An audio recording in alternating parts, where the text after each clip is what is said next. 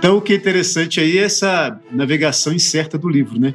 Que sai das mãos de alguém, passa por livraria, e o sebo é um grande repositório de reencontro, né? Então, nós devemos a um sebo de Salvador o começo da nossa história. E ao livro Negras Raízes Mineiras. Como é que os romances aconteciam antes do Tinder? Tenta rememorar a última vez que você se apaixonou? Seu último encontro? Teve aplicativo no meio? Lembrar de como as pessoas flertavam sem rede social demanda aí algum esforço. É ou não é? Mas hoje a gente vai te contar uma história de apaixonamento à moda antiga. E como não poderia deixar de ser, tudo acontece a partir de uma ferramenta milenar, cuja função, entre muitas, é de unir pessoas: o livro. Não por acaso, a história de hoje é uma coautoria. Bom, começa comigo então. Meu nome é Edmilson de Almeida Pereira, sou professor na Universidade Federal de Juiz de Fora, na Faculdade de Letras, poeta e escritor. Sou Prisca Agustoni, sou professora da Faculdade de Letras também, em Juiz de Fora, de língua italiana e literatura comparada, e sou tradutora também e poeta. Hoje a gente vai contar uma história de amor que tem início num sebo e atravessa continentes. É a história de como o Edmilson e a Prisca se conheceram. Eu sou a Flávia Santos, livreira, coordenadora da Megafauna. Hoje quem está aqui comigo é o livreiro Flávio Augusto. Oi, pessoal! A cada edição do Livros no Centro, a gente te conta uma história diferente de leitores, escritores e dos livros que fazem parte da vida deles. E claro, a gente sempre recomenda boas leituras. Vai que uma dessas recomendações não encontra o leitor e vira um caso inusitado para a gente contar aqui. Então, para começar, a Rita Palmeira, curadora da Megafauna, vai contar do encontro entre a Prisca e o Edmilson. Tem um poema da escritora polonesa Wisława Szymborska de que eu me lembrei quando ouvi pela primeira vez a história do encontro da Prisca com Edmilson. Não tem exatamente a ver com a história deles, até porque o poema se chama Amor à Primeira Vista. E a história de hoje parte de um sebo, ou seja, de uma segunda vista. Mas o negócio é que o poema fala justamente das incertezas e acasos que unem as pessoas. Wisława Szymborska escreve: Acham que por não terem se encontrado antes, nunca havia se passado nada entre eles. Mas e as ruas, escadas, corredores, nos quais há muito talvez se tenham cruzado? Queria lhes perguntar se não se lembram, numa porta giratória talvez, algum dia face a face, um desculpe em meio à multidão, uma voz que diz é engano ao telefone, mas conheço a resposta. Não se lembram. Muito os espantaria saber que já faz tempo o acaso brincava com eles. Ainda não de todo preparado para se transformar no seu destino, juntava-os e os separava. Barrava-lhes o caminho e, abafando o riso, sumia de cena. Esse poema, com tradução de Regina Presbicien, saiu no livro Poemas, publicado pela Companhia das Letras. A história que contamos hoje é sobre um encontro fortuito e como a navegação incerta de um livro deu o pontapé inicial para o encontro que muda a vida de dois poetas para sempre. O Edmilson é de Juiz de Fora, Minas Gerais. Ele conheceu a Prisca na Suíça. E, bom, grosso modo, dá para dizer que o que o levou até lá foi uma obra comprada em Salvador. Espera aí que eu já te explico. Estamos em Minas Gerais, no fim dos anos 80. O Edmilson tinha acabado de publicar, em parceria com a Núbia Pereira de Magalhães Gomes, Negras Raízes Mineiras, Os Arturos. E esse livro narra a trajetória histórica e social de uma comunidade que hoje é bem conhecida, a comunidade dos Arturos, que se situa em Contagem, muito próximo de Belo Horizonte.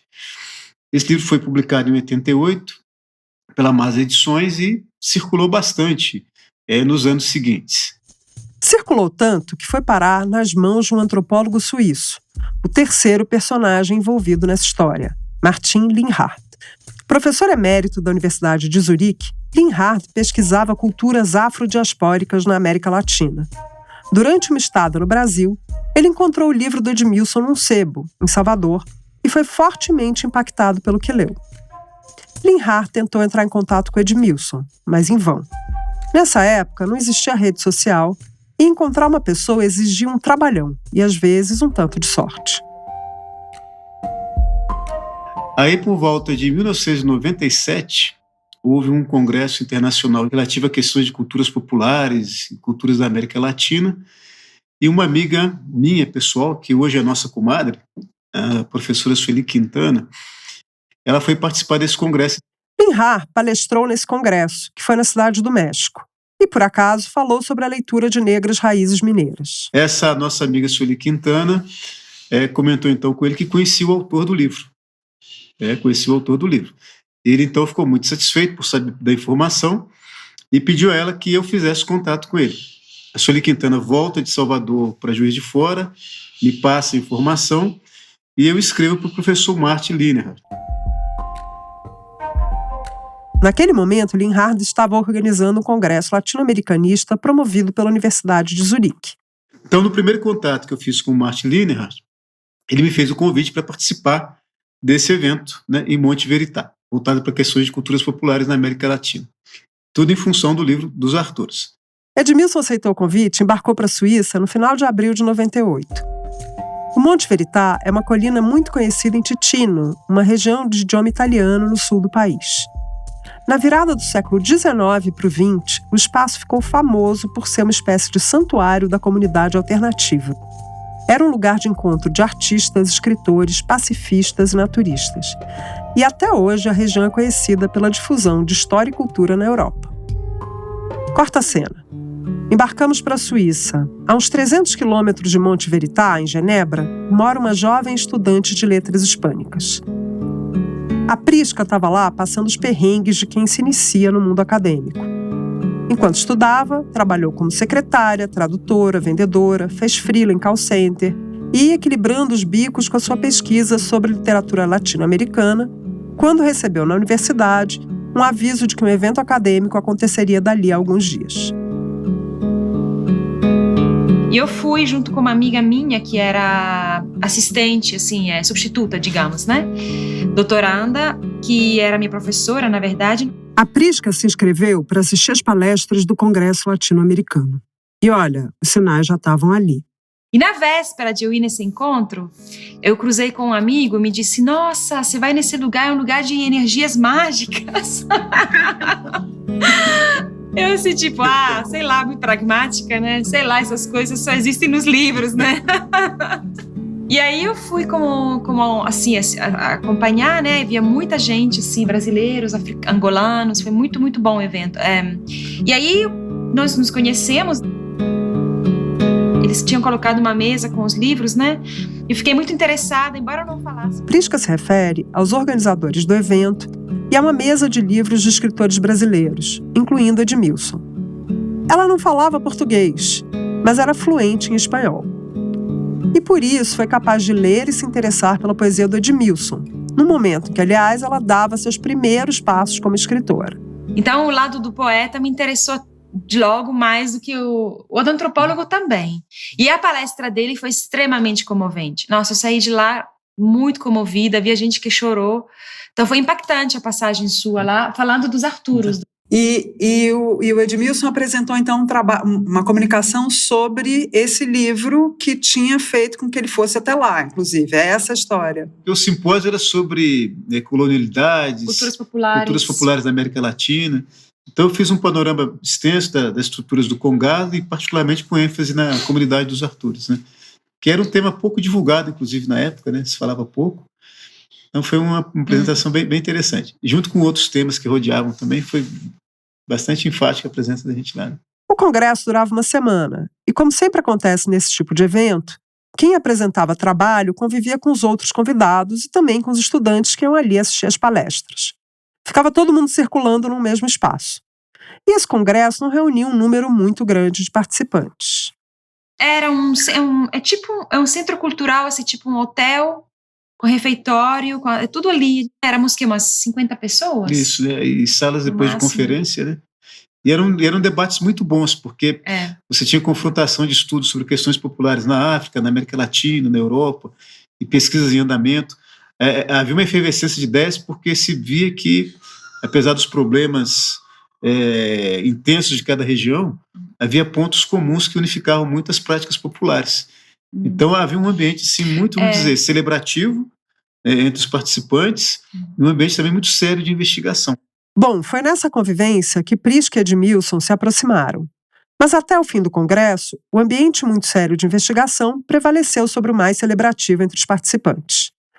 No fim do evento, Prisca voltou para Genebra e o Edmilson para Juiz de Fora. Aí eu voltei um ano depois para começar a preparar um pós-doutorado em Zurique com o Martin, né, na sequência dos estudos. E aí nós mantivemos assim, uma correspondência, né? Nas primeiras correspondências, eles trocavam livros. Edmilson mandou para Prisca livros dos autores mineiros Eustáquio Gorgoni de Oliveira, Yacir Anderson Freitas e Fernando Fiorese, todos amigos e parceiros de geração. Também foi ele quem enviou o primeiro livro de Clarice Lispector que ela leu. Água Viva, lembro bem que isso foi, assim, para mim um marco.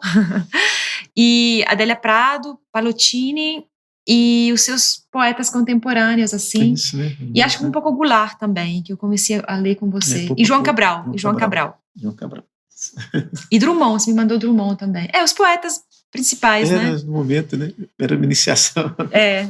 Edmilson foi conquistando a Prisca, sobretudo com Minas e seus poetas. Conscientemente consciente.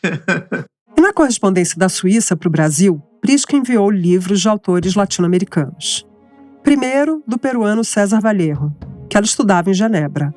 Depois, apresentou a Edmilson o mexicano Juan Rulfo, que, aliás, é uma das referências dele na escrita de O Ausente, que é seu primeiro romance e que saiu pela Relicário em 2020. O livro foi um dos agraciados com o Prêmio Oceanos em 2021. Aliás, um parêntese, 15 dias antes de receber o segundo lugar do Oceanos por esse O Ausente, o Edmilson ganhou outro prêmio, o São Paulo de Literatura, por outro livro seu, O Fronte, que saiu também em 2020 pela Nós. Fim do parêntese. No meu caso, a Prisca, na verdade, mudou todo o meu direcionamento poético, meu contato com ela. Eu acho que eu tinha no início, até em relação ao meu grupo, eu tinha uma perspectiva que era menos local, uma ânsia muito grande de fazer uma poética mais aberta ao mundo. Tá? Mas, como se dizia, né, eu vinha tentando isso a passos lentos e com alguns ensaios, mas o contato com ela, de fato, me abriu muito para várias perspectivas. A troca de livros e conversas desencadeou um romance à distância. E sim, nessa época já tinha e-mail. Mas não esquece que a Prisca vivia com tanto luxo quanto é possível viver quando se é estudante, sem internet e outras regalias em casa. Então, ela ficava esperando a biblioteca abrir, às 6h30 da manhã, para ver se o Edmilson tinha mandado alguma coisa pelo correio eletrônico. Esse esforço todo deu forma a um acervo bonito de correspondência. Mesmo sem recursos como FaceTime ou ligação no WhatsApp, os dois conseguiram manter a história acesa. E Edmilson, que já tinha posto de professor universitário, até que conseguiu se fazer bastante presente nessa relação intercontinental.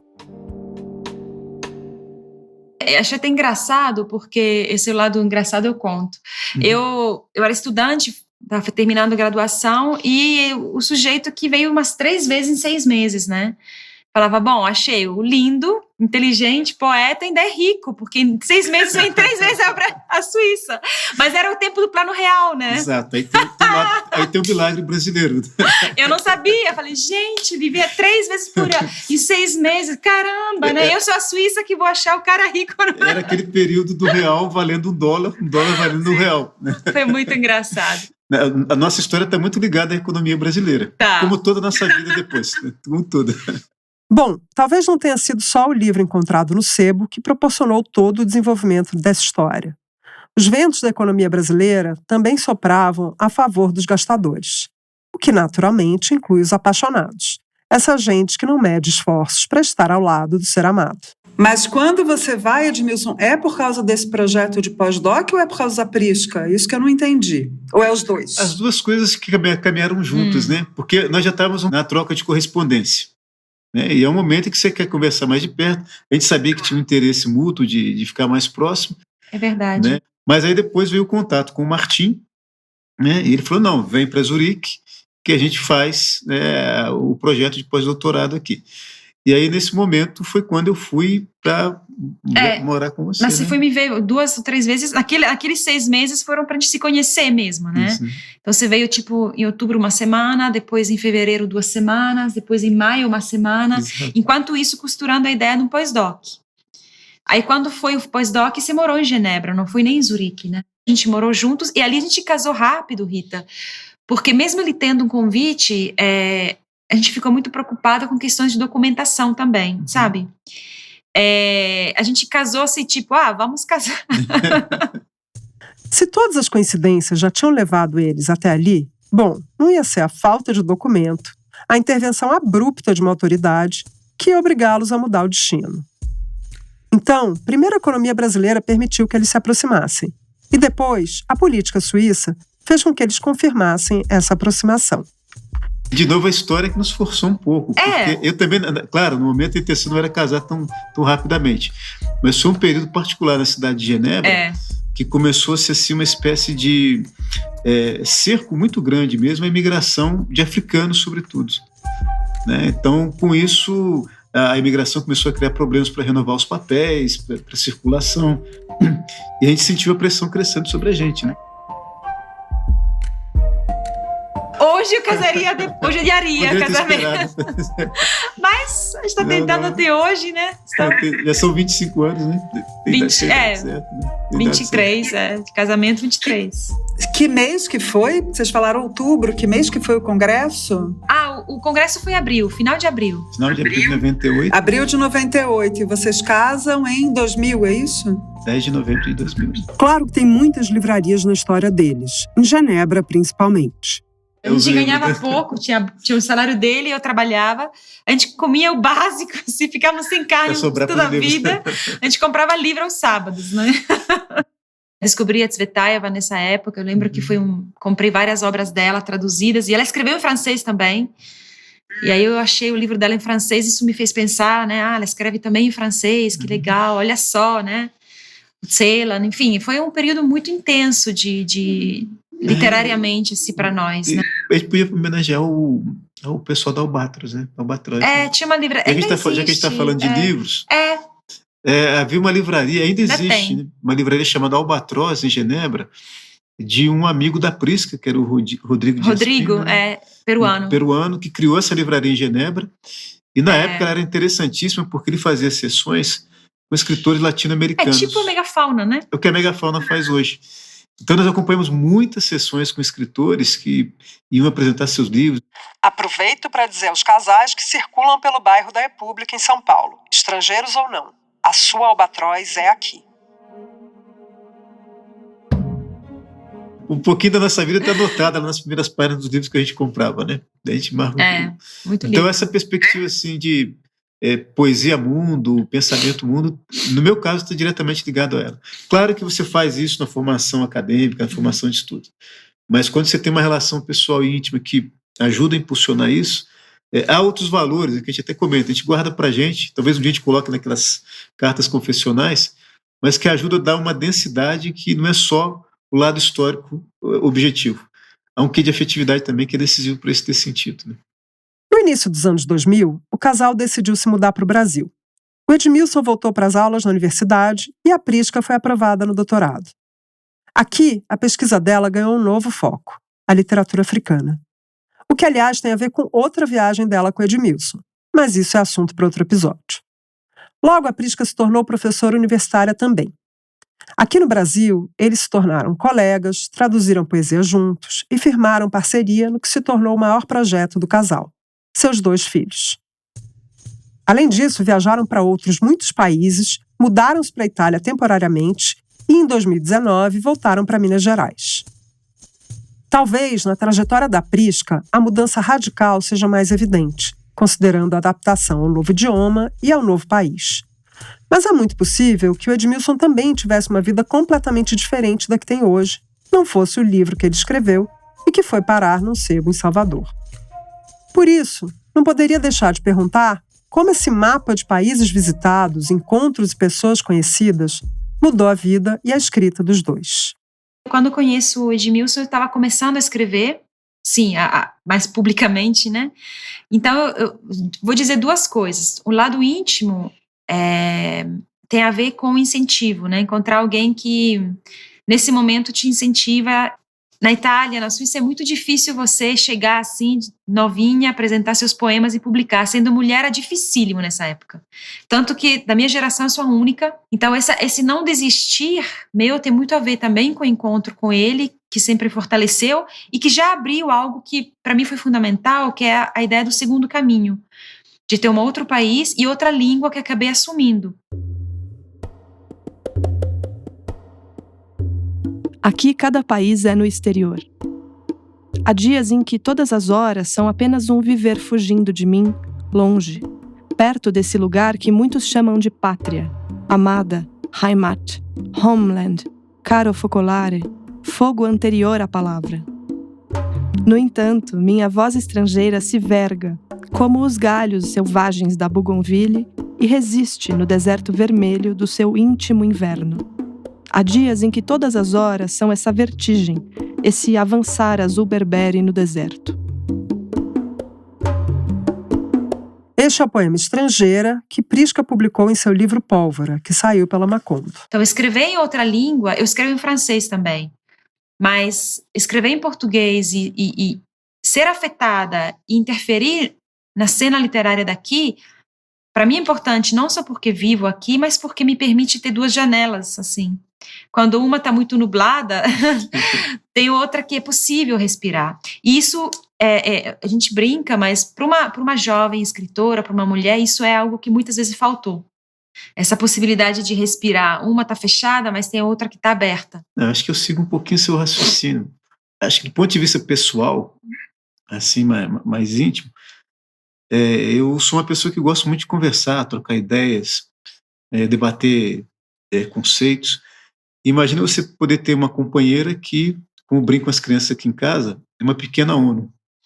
Né? Tem 7 idiomas à disposição, discute a partir de 7 pontos linguísticos diferentes, né? Embora seja mais jovem do que eu, tem uma riqueza de mundo cultural que é da velha Europa, mas da Europa contemporânea, e muitas vezes confrontando nossas ideias, nem sempre é acordo, e é desafiador, porque eu venho de uma origem popular brasileira, que hoje se fala muito, né? Está dentro daquela lógica da decolonialidade, ela vai desconstruir todo mundo que o europeísmo criou aqui. Então, é como se estivesse face a face dos pensamentos radicalmente opostos. Claro que às vezes não há concordância, não tem que haver, a história mostra bem isso, mas, por outro lado, há uma possibilidade enorme de encontrar caminhos alternativos. A Prisca e Edmilson tiveram que criar um terceiro território, que vai desde a experiência pessoal, no desdobramento da família e principalmente na forma de pensar o mundo, que se espraia pela escrita. Então, essa primeira experiência íntima é fabulosa. Né? Você ter uma parceira como a Prisca ao longo da vida é uma coisa que é difícil explicar. Eu não explico muito, mas tento marcar nas minhas dedicatórias epígrafes que estão nos livros, né? Há já 25 anos. Do ponto de vista, vamos dizer assim, mais filosófico e público, para mim a grande experiência é que eu venho de uma geração de poetas aqui da minha cidade, que era uma geração derivada daquele finalzinho da chamado grupo da poesia marginal, poesia mimeógrafo. Era um grupo de poetas que escreveram a vida era escrita. Então, uma geração muito porosa. Então, na convivência com a Prisca, isso vem chegando de modo natural. E vem até hoje. Né? Tanto é que, quando eu pego a minha obra, eu faço uma revisão crítica hoje, eu sei que só uma parte muito pequena dela é conhecida do público. Né? A que chama mais atenção é que tem um selo afrodiaspórico. Mas, se as pessoas olharem com cuidado depois, vai muito além disso. Né? Tem uma preocupação muito grande com outros temas, outras questões, né? Uma preocupação muito grande em pensar o Brasil fora das fronteiras nacionais.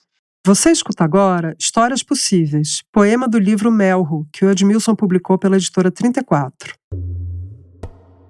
Na mesa de minha companheira, leio num caderno Histórias Possíveis.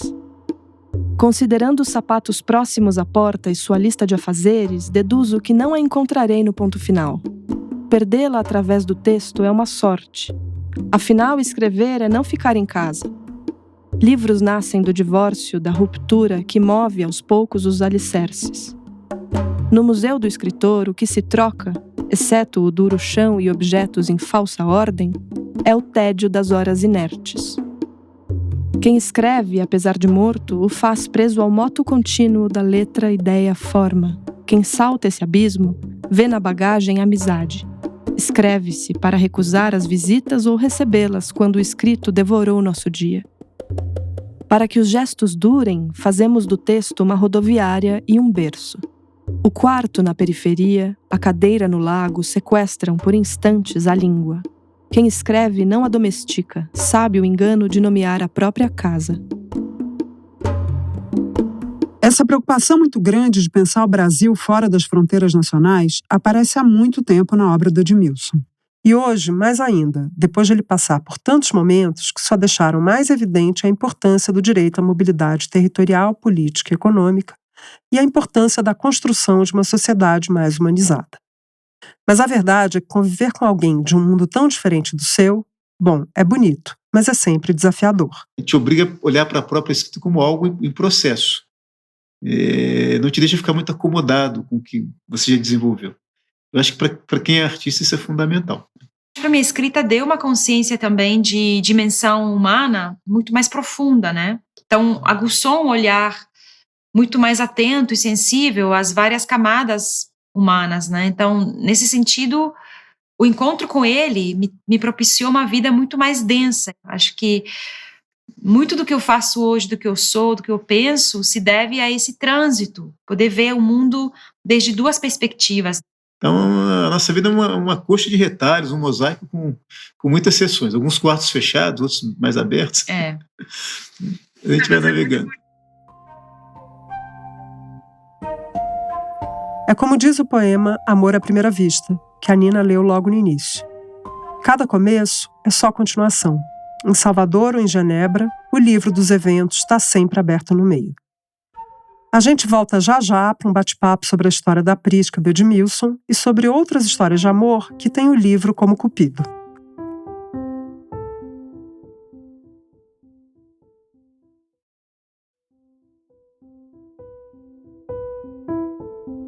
A Laura, roteirista do podcast, queria contar uma história de amor desde que a gente começou a fazer as reuniões de pauta, ainda no meio do ano passado. E essa história da Prisca e do Edmilson reúne todos os ingredientes, assim. Tem o acaso atuando, ou para quem prefere, destino, né? Tem, sei lá, livro comprado em sebo, tem história que começa em Salvador, termina em Juiz de Fora, com escala no México, em Genebra. E ainda tem a sorte de os dois serem dois baita escritores e duas figuras muito queridas, né? O Edmilson, para quem não sabe, assinava em 2022, na verdade começou no finzinho de 2021, uma coluna no site da Megafauna em que ele resenhava livros de poesia. Eu recomendo que vocês deem uma olhada, ouvintes, assim que acabarem de escutar aqui o Livros no Centro. Eu gosto muito deles, eu gosto da obra deles e dessa história de amor deles. E todo mundo tem alguma história de amor ligada a livro, né? Nossa, Rita, você tá falando e lendo o roteiro. Eu não conheço, eu trabalho com livro há 15 anos, gente. Eu não conheço ninguém que tenha um livro com cupido. Mas eu conheço um casal que se conheceu em livraria e hoje são casados e continuam trabalhando com livros. E assim, não, assim, acho que o amor morreu na livraria, pelo menos com os livreiros. Mas a história deles não está ligada a um livro específico desse casal? Não, eles ambos eram livreiros juntos, no mesmo setor. E depois saíram dessa livraria e namoraram e se casaram. Hoje um trabalha numa editora e o outro trabalha numa livraria. Então, assim, muitos livros eles estão ligados a uma multidão de livros, gente. Melhor ainda, não é um livro específico, são muitos. Mas pensando em amor e livraria, na livraria que eu trabalhei no passado, existia uma coisa que eu achava muito bizarra, mas, enfim, pessoas que locavam a livraria para fazer casamento. Dentro da livraria? Casavam dentro da livraria? Dentro da livraria. Mas que horas? Depois normalmente, que fechava? de domingo que fechava mais cedo, depois tinha um casamento, à noite. E assim, a grande questão é que a livraria tinha que estar funcionando no casamento. Não era só um salão com um cenário de livros. Existiam os livreiros e os convidados podiam comprar livros. Existia a lista de presente dos noivos, que eram livros. Então, assim, a livraria funcionando. Caixa, livreiro, as luzes acesas, mesmo esquema, só que era uma festa de casamento. Gente, mas é um baita negócio, porque você ainda vende livro. Você aluga o espaço. Quem quiser casar na Megafauna, É só mandar um e-mail pra gente.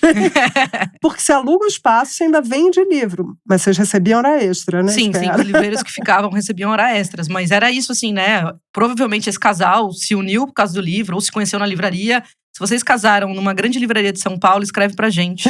Pra gente saber se vocês se encontraram aí na livraria e por isso quiseram casar lá depois. Ô Flávio, você sabe de alguma história assim? Você também tá num livro há muito tempo.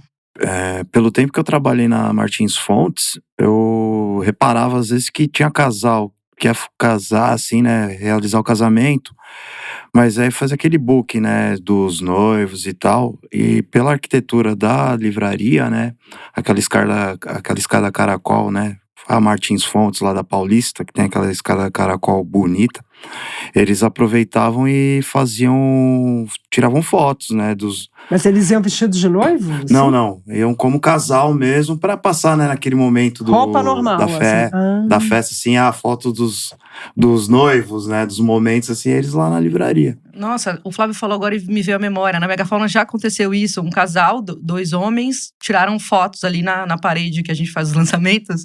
Porque eles iam casar e tiraram uma foto lá dentro, assim. Mas eu não sei se tem no Rio, Rita, mas em São Paulo tem um roteiro. Depois que você casa na igreja, aí você vai na Paulista, ali na Praça do Ciclista, tira uma foto. Eu já vi isso. Você vai no Ibirapuera. E eu acho que a Martins Fontes deve ter entrado nesse roteiro dos pontos turísticos em que os casais vão tirar foto. Mas, ô Flávio, você conhece alguém que tenha se apaixonado por causa de um livro, alguma coisa assim, não? Só a história de livraria mesmo. Tirando o casal que a Flávia mencionou. Que você também conhece? Que eu também conheço. Acho que por causa do livro, eu desconheço. Gente, vocês pelo visto só acompanhavam o matrimônio, né? Não o momento do apaixonamento. Não que o livro não seja uma ferramenta de chaveco, né? Inclusive uso, mas eu não conheço nenhuma história, assim. Vocês estão fracos nessa história de livros cupidos? Eu lembrei também da história de 2 amigos psicanalistas que começaram a se mandar e-mails, o correio eletrônico, né, como a Laura, jovem, chamou, tirando um barato da nossa cara, nós mais velhos que a Laura. Mas, enfim, esse casal de amigos, que não era um casal ainda, os 2 psicanalistas, eles começaram a trocar e-mails longos por causa de um livro que, eu não me lembro se ela ou ele estava resenhando. E esse livro chama A Vida com Lacan e é da Catherine Milhaud. E tem tudo a ver, a história da Catherine Milhaud com Lacan e um pouco o modo como esse casal acabou se envolvendo. A arte. E aí eles acabaram se apaixonando um pelo outro e se casaram. Então, é uma história bonita também. O que mais? Tem mais uma história, lembrei. Que é uma história bem bonitinha ligada a livro. É de um casal de amigos. Eles trabalhavam juntos, não rolava nada. Daí, ela é um pouco mais velha que ele. No aniversário de, 28 anos dela, ele chegou com presentes para ela. E o presente era simplesmente uma edição rara do Grande Sertão Veredas. Imagina, o cara era duro, tinha ido um monte de sebo atrás de uma edição rara porque ele queria que ela lesse o Grande Sertão numa edição especial. Ele tinha lido numa edição especial, que tinha sido do avô, um presente do avô, alguma coisa assim. E ele queria, então, dar esse presente para ela.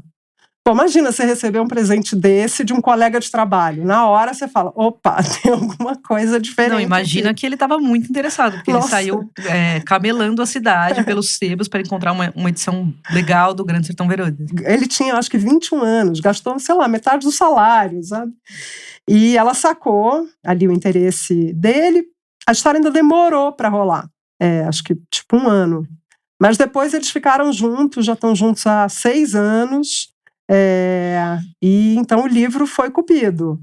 Agora tem uma parte engraçada, que parece que ela nunca leu o Grande Sertão Veredas. Então isso Como ela não ficou sabendo do amor do Riobaldo, de Adorim. Exatamente. Cara, perdeu essa grande paixão dos livros. Bom, a gente podia falar então, já que vocês não lembram de nenhuma história do livro como cupido, de histórias de amor que se passam em livros, né? Sim. E aí, Flávia? Gente, quando vocês forem na Megafauna, me conta uma história de livro com amor, porque eu tô aqui sem nenhuma história. Eu preciso de histórias pra contar. Coração peludo. Coração peludo, né? Coração bruto.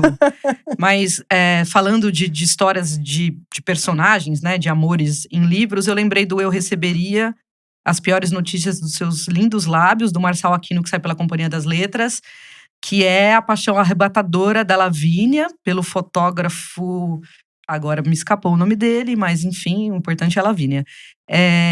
E ele chega, né? Ele sai do Sudeste e vai para o norte do país, numa cidadezinha. E ele é apaixonado por fotografia, ela também. E ela é casada com um pastor daquela cidadezinha. E ela larga o pastor e eles visam aquela paixão tórrida.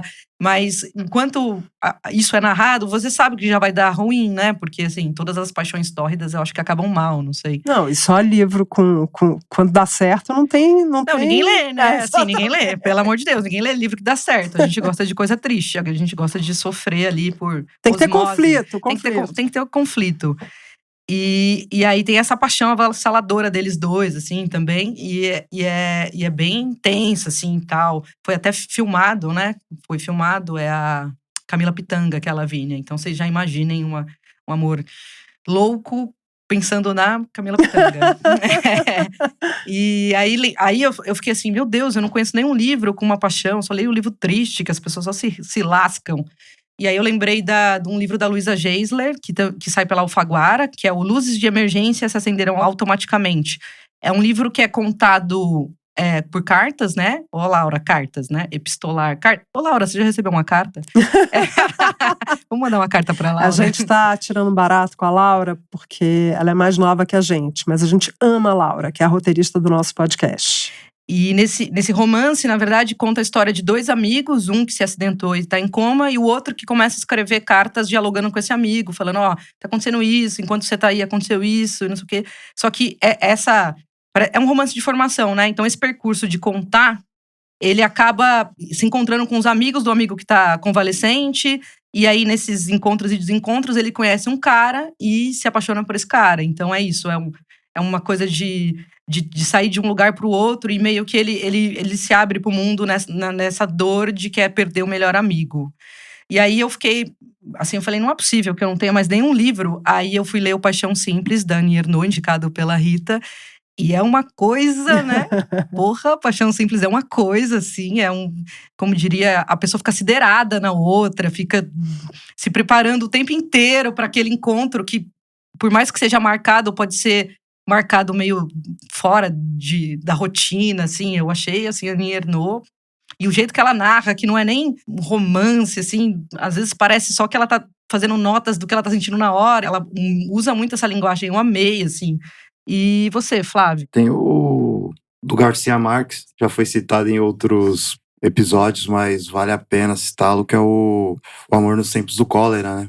Vamos dizer, né? Todo perrengue que o casal passa.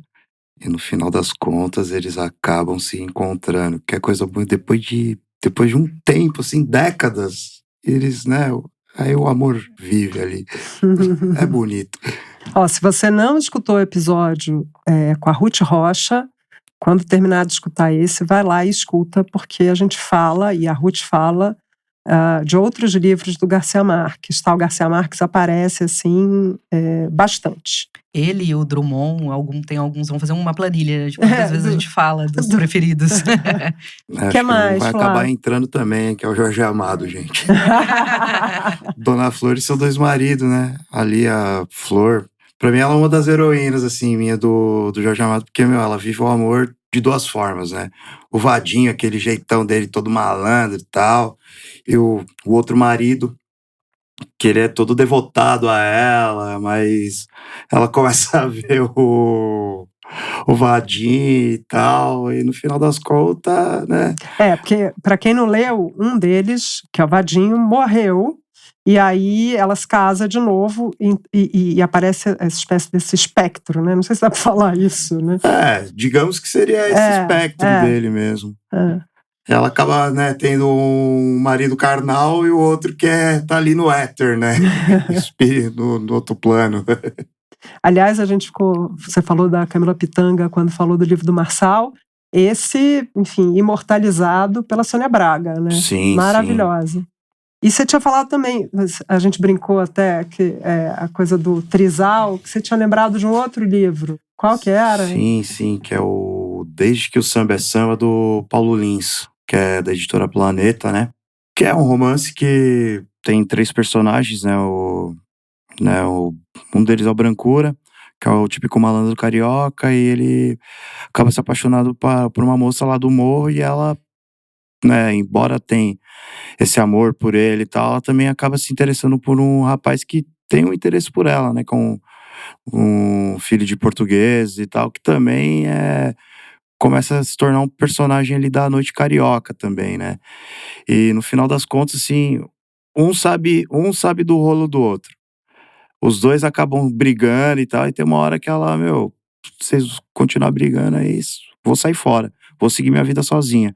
Bom, gente, sei lá, mais da metade dos livros no mundo é sobre amor ou desamor, né?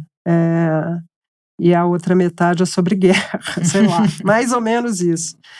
E quando é sobre amor, é aquilo que a gente estava falando, tem sempre alguma coisa que desanda, ou então não vai ter tensão, você não continua ali. E eu tenho, sei lá, uma lista de livros infinita sobre livros de amor, mas eu acho que eu tenho uns favoritos, assim, que são livros que eu li em momentos diferentes da vida. Acho que vocês devem ter isso também, né? E aí eu começaria até, vou falar minha listinha, defender minha listinha, mas eu começo com os epistolares. Até você tinha falado o da Luísa. Isso, da Luísa. É epistolar, né? Que é uma troca de cartas e tal.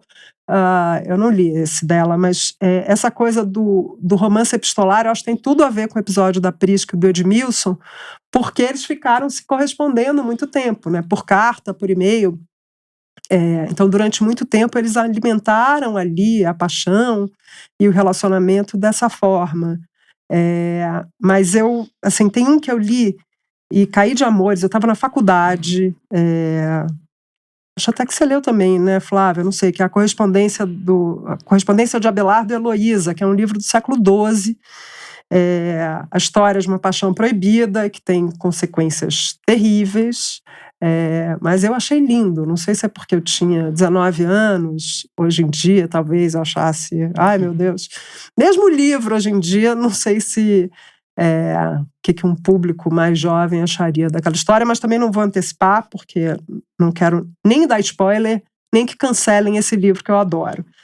A edição que eu tenho, que eu não sei se é uma edição que está esgotada, era da Martins Fontes. Outro de carta que eu adoro é o Cartas de Amor a Heloísa, do Graciliano Ramos, que saiu pela Record.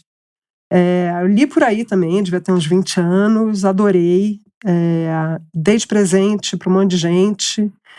Tem uma coisa que é muito bonita, que é isso de ver o Graciliano, né, naquela secura de estilo e tudo mais, de repente fazendo declarações de amor. Então eu acho muito comovente, assim, é um livrinho fininho tal, que eu adoro. Bom, saindo dos epistolares, o que eu adoro? Eu vou deixar um monte de coisa de fora, né? Que nem naquele episódio dos livros de luto, que acabei deixando um monte de livro que eu adoro de fora. Mas Os Amores Difíceis, do Calvino, que saiu pela Companhia, eu acho uma beleza de livro. Eu tenho verdadeira paixão por uma novela muito curtinha do Henry James, que se chama Fera na Selva, que hoje sai pela editora do SESI de São Paulo. Mas eu li numa edição da Rocco, e acho que até a Kozak publicou depois, né? Era a Kozak. Eu lembro que era um projeto gráfico que ia meio que apagando as letras. Eu achava difícil de ler. Mas eu li... que eu tinha as duas edições, mas eu li na da Rocco, que é a anterior. E essa história é assim, um casal. São dois amigos, um homem e uma mulher, que se conhecem numa situação, se reencontram e viram grandes amigos. E nesse primeiro encontro eles tinham tido uma conversa, uma confissão. O cara tinha feito uma confissão a ela, dizendo que sabia que alguma coisa ia acontecer de muito grandioso na vida. Estou banalizando um pouco, é tudo muito mais bonito do que isso. E eles se reencontram e passam a vida à espera dessa grande coisa que o arrebataria, que mudaria a sua vida para sempre. Bom, como é que eu conto essa história? E a minha empolgação com essa história sem entregar o final. Na verdade, isso que seria arrebatador já estava acontecendo. E a mulher, claro, se dá conta disso, a personagem. E ele, claro, o homem, não se dá conta disso. Mas é um livro... Bom, não vou falar o que acontece, mas é um livrinho muito curto e muito bonito sobre essa amizade que é um amor, que tem um arrebatamento evidente, mas não reconhecido. E acho que fala um pouco dessa coisa do desencontro do amor, né? Então eu acho um livro muito tocante, assim. Bom, sei lá, né? Tem um monte. Tem O Amante, que a gente falou ontem, né? Quando começou a conversar sobre isso, da Marguerite Duras, que muita gente conhece mais pelo filme, que é super legal, mas que precisa ser lido. Aliás, a Duras tem sido retraduzida e republicada. Quem que estava fazendo? Relicário? Bazar? Mas eu acho que esse nem é deles, O Amante. O Amante é da Tusquet. Isso. Enfim, leiam. Ela é sensacional. E eu vou falar de outro romance curto, mas que eu adoro, que é um livro que foi até traduzido pelo Bernardo Carvalho, que é o Na Praia, do Ian McEwan. Não, eu odeio esse livro. Para com isso, Flávia. Odeio, não, para, não. Não. Que idiota, que personagens idiotas. Eu tenho vontade de arrastar a cara deles na praia até o mar e ficar tudo chamuscado. Ai, que raiva desse livro. Eu tenho raiva desse livro. Não fala isso, Flávia. Você leu esse livro, não? Ainda não. Tá, leia. Não, mas fala, Flávia, por que você fica irritada? Eu nunca tinha lido o McEwan, e aí o Caleb, que é um livreiro, indicou, porque ele gosta muito do Reparação, e aí eu acho que na época tinha acabado de ser traduzido Na Praia, e eu fui ler. Livro bem escrito, assim, mas os dois personagens, eles... Era só falar, por que vocês não abrem a boca? Fica duas pessoas silenciosas, fantasiando na própria cabeça, e aí tem aquele final, e aí eu fico, puta merda! Eu vou defender o livro, hein? Pode? Pode. A história, para quem não leu, é a história de um jovem casal na noite de núpcias, né? Então, isso acontece no início dos anos 60, antes da Revolução Sexual, e eu não estou mencionando isso à toa, porque o narrador menciona isso, e eles simplesmente não conseguem concretizar a noite de núpcias, não conseguem transar. E aí, enfim, desculpe o spoiler, mas isso é meio evidente, assim que o livro começa. Tem uma coisa, assim, da inexperiência dele, uma certa... um fechamento dela que, enfim, que talvez venha... Depois isso é revelado. Mas que talvez venha de uma situação traumática ou então simplesmente uma timidez. O fato é que eles não conseguem conversar e criar uma intimidade para ter a noite de núpcias e finalmente transarem. E como é que se chama isso? Concretizar consumar, o casamento. né? Consumar. E aí, quer dizer, é uma história super triste, porque o livro, boa parte do livro é a narração dessa noite, das brigas e, enfim, desse desencontro absoluto. E depois o livro avança muito rapidamente pelas décadas, e aí passando, inclusive, por esse momento de revolução de costumes e tudo mais. E o que o narrador sustenta é que um pouco, quer dizer, ele não é um romance de tese, nada disso, mas isso está ali, está claro, é nítido na condução que ele faz, que é, se esse casal tivesse se conhecido ou se casado 10 anos depois, isso não aconteceria.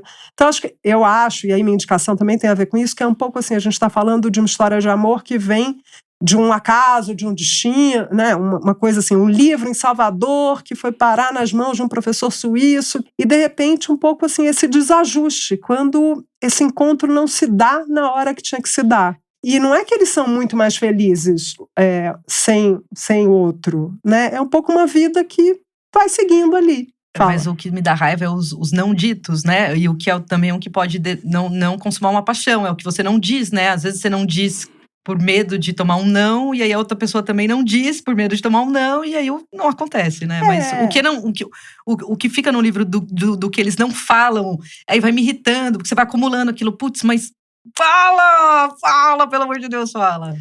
Mas acho que tem isso no livro também, essa coisa de como naquela época você virava adulto muito rápido, ao mesmo tempo você tinha uma inexperiência com o próprio corpo, com, enfim, era meio prazeres. Tinha um teatro das coisas, né? Faz 19, casa, trabalho. Eu entendo que você se frustre, porque é frustrante, porque você acha que pode se resolver de outra maneira, mas o livro é muito bom. Confia em mim.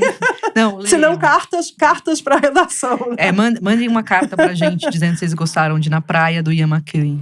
Mas tem que ser uma carta manuscrita como antigamente, hein? Tem que chegar lá na Megafauna Avenida Ipiranga, 200. loja 53. Exatamente. Eu posso fazer uma observação dentro, assim, né?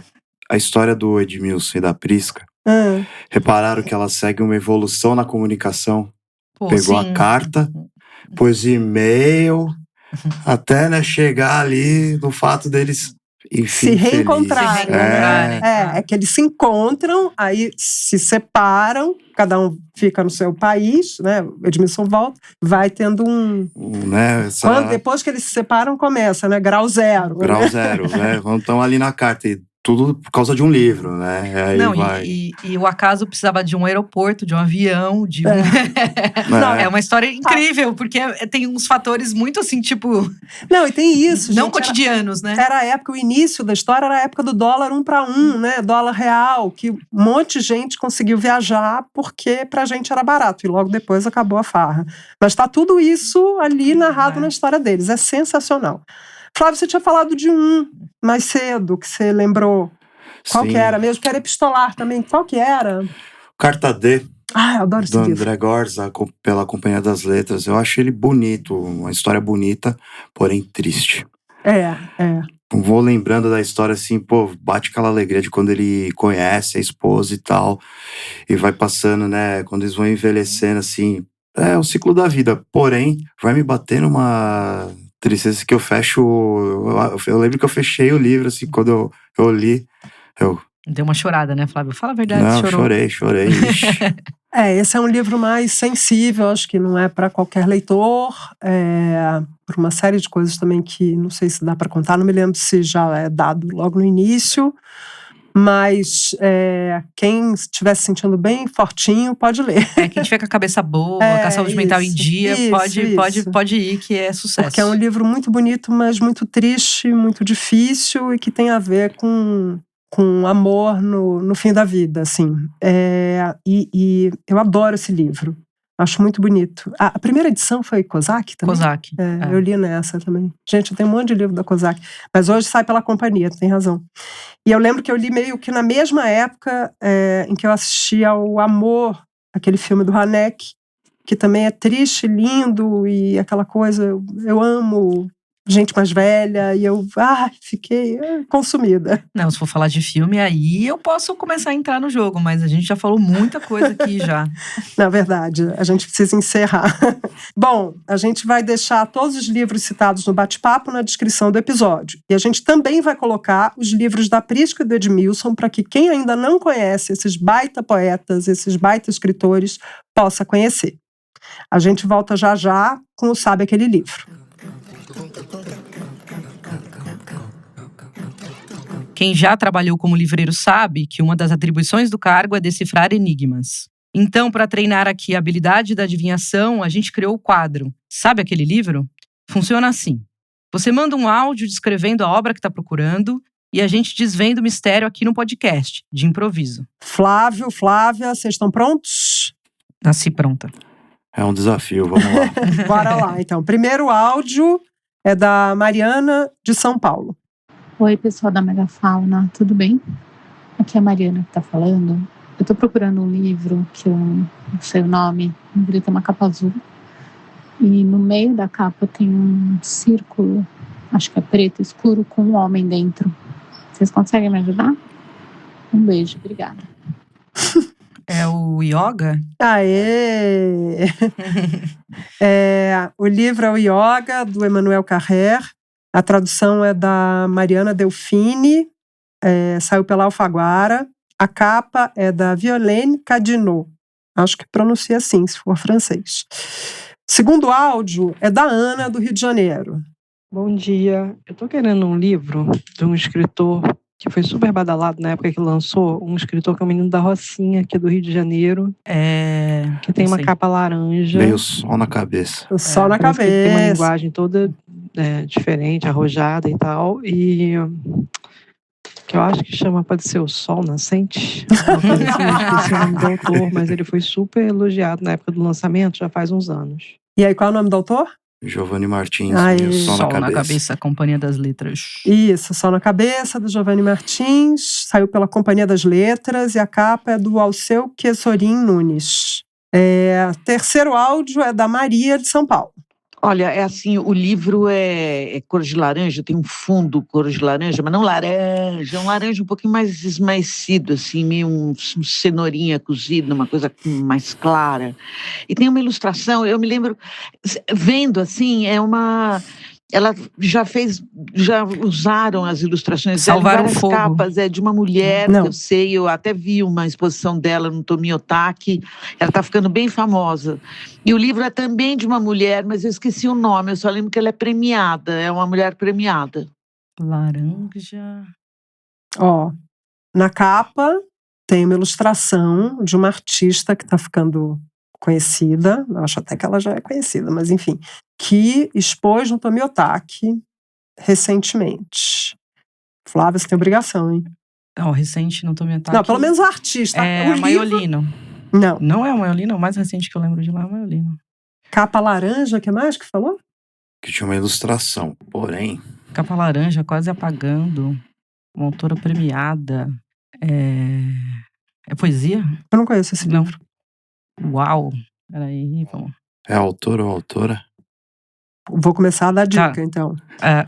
Primeira dica é uma autora. Segunda dica é da Companhia das Letras. Tá. Terceira dica é laranja. Quarta dica, a artista expôs no Tomi Otaki. Uau. Bom, vou lá, hein? Ninguém não, acertou, não, ficamos não. no 1 a 1. 1 a 1. O nome do livro é Meu Nome é Lucy Barton, da Elizabeth Strout. Tá. Foi traduzido pela Sarah Grunhagen. E a capa é da Flávia Castanheira. A artista é a Vânia Mignoni. Não, não lembro dessa exposição, não foi. Não? Não. Tá. Para participar do quadro Sabe Aquele Livro, é só mandar o seu áudio para o WhatsApp 11 9 10 15 02 29. Conta pra gente também se você tá conseguindo adivinhar as charadas que passam por aqui.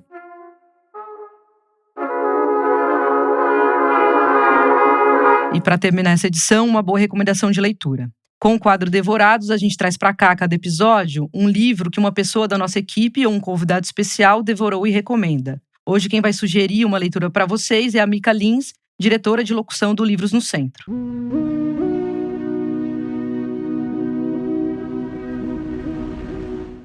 O último livro que eu devorei foi o Arrabalde, do João Moreira Salles. Ele passou quase um ano na Amazônia, com base em Belém do Pará, e escreveu um livro fascinante, assim, sobre o que era a Amazônia, sobre o que é a Amazônia, essa Amazônia que a gente de fato não conhece. E eu fiquei muito identificada com essa escolha dele, que começou com uma série de reportagens para Piauí, depois virou o livro, porque eu me identifiquei na ignorância sobre o que é a Amazônia. Eu, como brasileira, assim, de fato, saber o que é esse lugar que a gente tem que defender, e o que é esse lugar que nos representa e que é tão importante para a sobrevivência do mundo. Então, nossa, Arrabalde é um grande livro, é um grande livro. Eu fiquei emocionada, encantada, meu livro ficou todo grifado, depois do livro fui ler sobre a Amazônia, ouvi várias entrevistas do João Moreira Salles em podcasts. É realmente um livro fascinante, eu recomendo para todo mundo. Arrabalde, do João Moreira Salles. O Livros no Centro fica por aqui. Lembrou de alguma história legal sobre livros que possa render um bom episódio? Você pode mandar sugestões pelo @Livraria Megafauna no Instagram ou por e-mail, podcast@livrariamegafauna.com.br. A gente queria agradecer a Prisca Augustoni e ao Edmilson de Almeida Pereira. O podcast Livros no Centro é realizado pela Livraria Megafauna e tem distribuição pelo UOL. Eu sou a Irene de Holanda, diretora da Megafauna, e dirijo o Livros no Centro junto com a Fernanda Diamante. A criação e o roteiro são da Laura Capellucci-Nick, que também é responsável pela produção executiva desse podcast. A Rita Palmeira, curadora da livraria, cuida da pesquisa e da edição dos roteiros. Ela apresenta o Livros no Centro junto com a Flávia Santos, livreira e coordenadora da loja. O Flávio Augusto, Maurício Gonzaga e o Melvin Brito, livreiros da Megafauna, se revezam na conversa do segundo bloco do podcast. Eles e a Flávia Santos colaboram com a Rita Palmeira na curadoria dos livros citados nos episódios. A Nina Knudson, coordenadora de eventos da Megafauna, lê os trechos de livros desse episódio. A trilha sonora original é do João Camareiro. O desenho de som, a montagem e a finalização são do Vitor Oliveira, e as músicas complementares são do Vitor Oliveira e do Blue Dot. Quem faz a direção de locução é a Mika Lins, e a pesquisa para o podcast é da Sheila Miranda. A Fernanda Fischer é responsável pela identidade visual. A ilustração é da Veridiana Scarpelli. A Leana Ferreira e a Manuela Stelzer fazem a comunicação do projeto, e o André Stefanini faz a diagramação. A Júlia Brick é assistente de produção. O Ricardo Terto cuida da distribuição em todas as plataformas. A Bia Guimarães e a Sara Zobel deram consultoria para o projeto. A transcrição de áudio é da Lúcia Miguez. Esse episódio do Livros no Centro foi gravado no estúdio Parede Meia. Os livros que citamos estão na descrição do episódio, e você pode encontrá-los na Megafauna e no site da livraria. Defenda o livro, frequente livrarias independentes. Dessa forma, você descobre boas leituras e ainda fortalece a bibliodiversidade. Ficamos por aqui e te esperamos no próximo episódio.